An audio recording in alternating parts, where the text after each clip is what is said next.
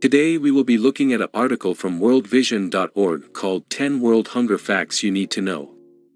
I do not know anything about this organization and I am not supporting the organization, just simply reading the article to learn more facts and statistics about world hunger so we can help end it.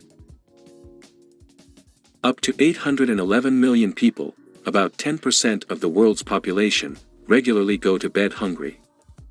The war in Ukraine has made conditions worse in 2022, as conflict restricts global food supplies, drives up prices, and threatens the world's most vulnerable people and countries. Look at this, here we are 10 seconds into the article and they are already blaming the whole world starving to death on the war in Ukraine. A war can defiantly have an effect in the world, but everywhere you look they try to blame 1 billion people who are going to starve to death on a war on the other side of the world. Let me calm myself down and we can continue the article. 1. More people are at risk of starving. More than 48 million people are facing emergency levels of hunger, with the threat of acute malnutrition, starvation, and death, according to the World Food Programme. The number is growing at an alarming rate, reports the Global Network Against Food Crises. About 193 million people in 53 countries/territories experienced acute food insecurity at crisis levels or worse in 2021, an increase of nearly 40 million people compared to 2020.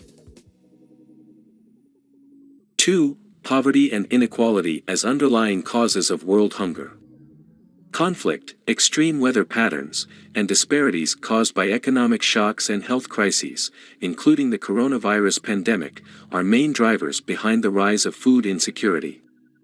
Conflict remains a primary driver of food insecurity, having forced 139 million people in 24 countries/territories into acute levels of food insecurity, an increase from 99 million in 23 countries/territories in 2020. Do you see this? They are trying to blame world hunger and starvation on the pandemic scamdemic. It wasn't the virus that caused economic collapse and mass starvation, it was the lockdowns. Not allowing people to go to work or farms to produce food. Everywhere you look they try to blame every single thing on climate change and COVID scamdemic. If I left the stove on and my house burned down they would blame climate change. I can see through all the lies and programming, can't you? Let's continue. 3. The war in Ukraine has exacerbated global food insecurity. Now, the rising costs of fuel, fertilizer, and wheat, driven by shortages and sanctions arising from the war in Ukraine, are fueling the hunger crisis and creating the potential for mass starvation across hunger hotspots in multiple nations around the world, according to United Nations agencies. Well, take the sanctions away, you idiots. All sanctions do is make countless innocent people starve to death. 99% of people just want to live in peace and provide for themselves and their families. Ukraine and Russia together export 29% of the world's wheat. Well, that's just plain stupid, isn't it?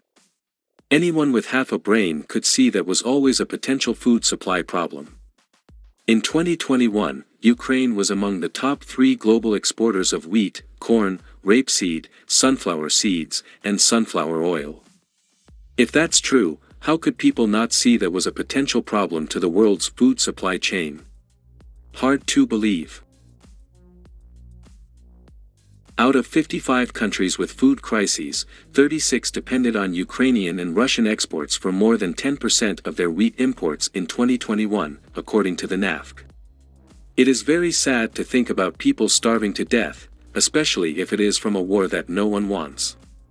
I just personally find it very hard to believe that Ukraine has so much to do with the food production of 1/6 of the countries in the world. Every country should produce enough food for at least 100% of their population. I understand that is easier said than done, but it is the duty of the leaders of governments to make sure the population is safe from outside threats and their people are not starving to death. If they can't even focus on the population starving to death, then they are clearly incompetent or unqualified to hold a position of power over the people. 4. Some regions have a higher risk of hunger than others. In 2021, nearly 70% of people facing crisis levels of hunger were living in 10 countries: Afghanistan, the Democratic Republic of the Congo, Haiti, Ethiopia, Nigeria, Syria, Sudan, South Sudan, Pakistan, and Yemen. Almost 40 million people in 36 countries were facing emergency levels of hunger. Of critical concern are the more than 570,000 individuals who face starvation and death in just 4 countries: Ethiopia, southern Madagascar, South Sudan, and Yemen. As of 2021, the WFP estimates up to 283 million people are acutely food insecure or at high risk in 80 countries. 5. More children will suffer life-threatening forms of malnutrition. Over 45 million children are affected by wasting, the most visible, severe, and potentially life-threatening form of malnutrition. Globally, 1 in 5 deaths among children under 5 is attributed to severe wasting, also known as severe acute malnutrition. More than 1 million children die each year from severe wasting. 6. The COVID-19 pandemic's impact on global poverty is unknown. Before the pandemic, the number of people living in extreme poverty, on less than $1.90 a day, had been declining. But that trend was disrupted by the coronavirus pandemic in 2020, combined with the effects of conflict and extreme weather patterns around the world. While the full impact is unknown, the World Bank estimates that an additional 75 to 95 million people could be living in extreme poverty in 2022, compared to initial pre-pandemic projections. Well, what the hell did you think was going to happen when you locked down the world for 2 years? Obviously that would destroy the economy and countless people would starve to death, especially in the poorest parts of the world. Do you really believe the people pulling the strings at the top didn't see this coming?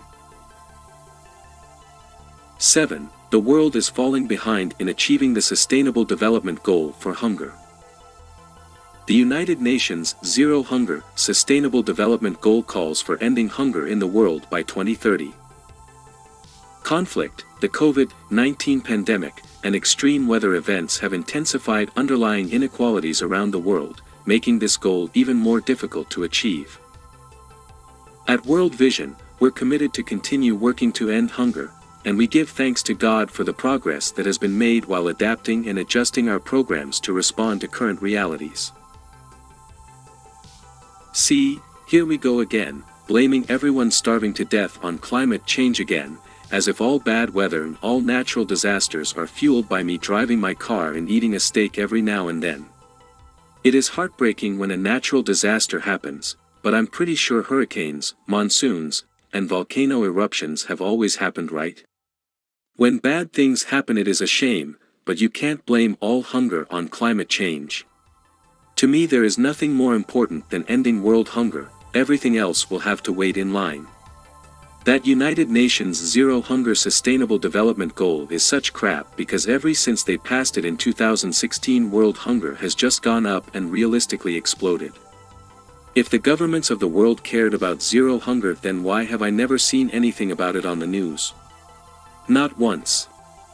And why have I never heard any politician advocating to end world hunger? 8. World Vision is focused on 24 vulnerable countries to help end world hunger. World Vision is working to save lives in countries where people are suffering unimaginable levels of hunger. We're responding with life-saving aid, access to clean water, health and nutrition programming, and child protection. Our goal is to reach 15 million people who face life-threatening hunger. Countries of concern include East Africa, Ethiopia, Kenya, Somalia, South Sudan, Sudan, Uganda, and Tanzania. Southern Africa, Angola and the Democratic Republic of the Congo. West Africa, Burkina Faso, the Central African Republic, Chad, Mali, Mauritania, and Niger. Latin America and the Caribbean, Guatemala, Haiti, Honduras, and Venezuela. Middle East, Afghanistan, Lebanon, Syria, and Yemen. Asia, Myanmar. I really do not know anything about World Vision, but I do of course hope that they are helping feed starving children around the world. I would have great respect for them if they are doing something great like that, because what could be more heroic than that? As long as a charitable organization who raises money is spending at the very least 95% of the donations on the actual cause, then they have my respect. It should be 100%, but I understand that a legitimate organization has legitimate expenses, as long as it is run by mostly volunteers and the founder isn't putting money in his or her pocket. That's my personal belief system. The last 2 points are just promoting their organization, and there is nothing wrong with that. I truly hope they are helping a lot of people and they are not the type of place who pockets the donations, but I have no way of knowing what they do, so I have no opinion on their organization.